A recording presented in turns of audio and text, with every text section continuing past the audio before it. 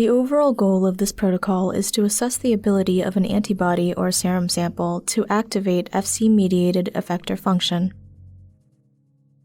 This method can help answer key questions in the immunology and vaccinology fields by measuring the activation of antibody-dependent Fc-mediated immunity. The main advantage of this technique is that the experiment can be done within 24 hours from the material preparation to the data analysis. Demonstrating the procedure will be Mark Bailey, graduate student from the laboratory of Peter Palese.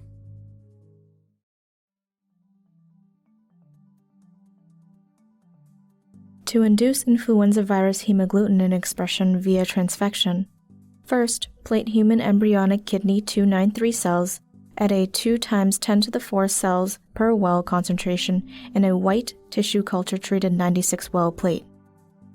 After 4 hours at 37 degrees Celsius and 5% CO2, transfect the cells with 100 nanograms of DNA coating for viral hemagglutinin and 0.2 microliters of transfection reagent per well, and a total volume of 50 microliters of 1x optimum reduced serum medium. Add DNA liposome complexes to each well to transfect, and return the plate to the incubator for another 18 hours.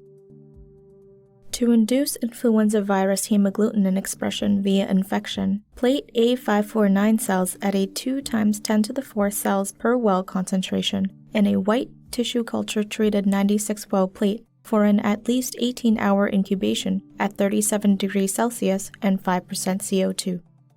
At the end of the incubation, dilute the influenza virus to a multiplicity infection of 3 in 100 microliters of 1x mem medium per well, and infect the A549 cells for 1 hour.